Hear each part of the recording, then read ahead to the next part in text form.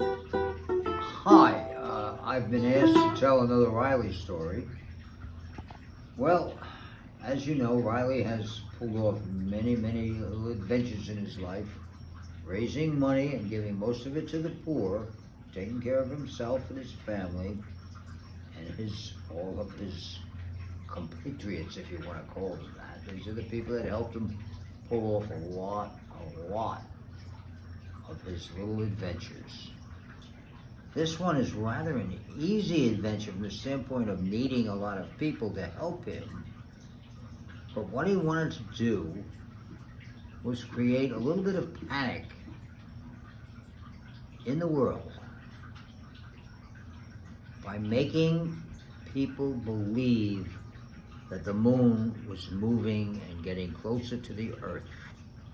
Now we know, with all the cellular sciences and every science that we know, that if the moon were to move closer, and certainly if it were to crash into the Earth, that would be the end of the Earth. That would be the end of anyone who lives there.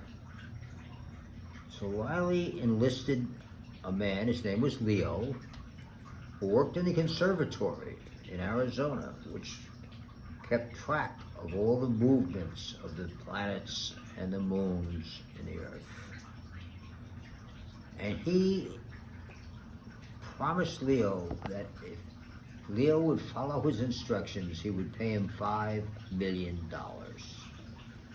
Well, Leo, thinking, oh my God, $5 million, what does this man want from me? And Riley explained to him, simple. We are going to convince the government of the United States that the moon is moving closer to the Earth. And unless we can get the science to stop the moon from moving, eventually it would crash. And by the way, we have that science. It's up to you people to pay us. It will cost us $5 million to have the scientists to correct the movement of the moon. However, if you pay us $25 million, we'll be more than happy to make sure that moon doesn't move closer to the Earth. Well, of course, all of the people in Washington, D.C., in fact, they contacted people all over the world.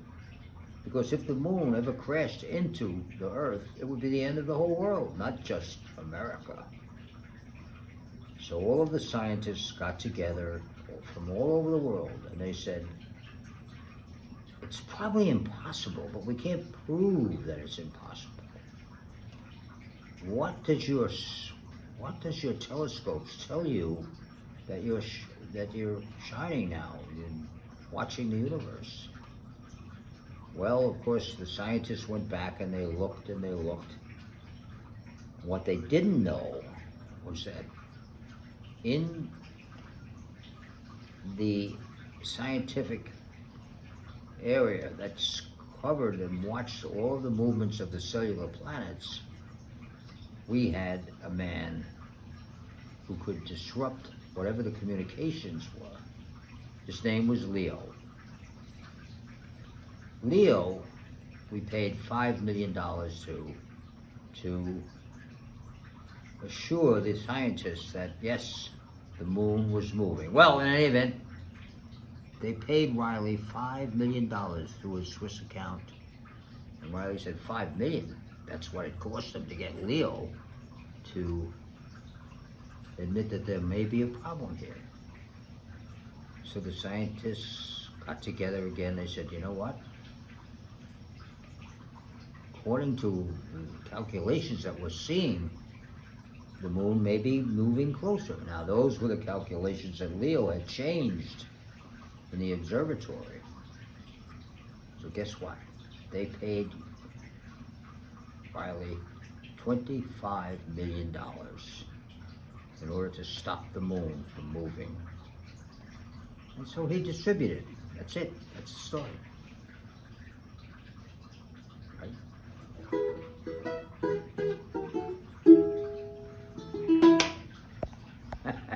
That was close, right? Yeah.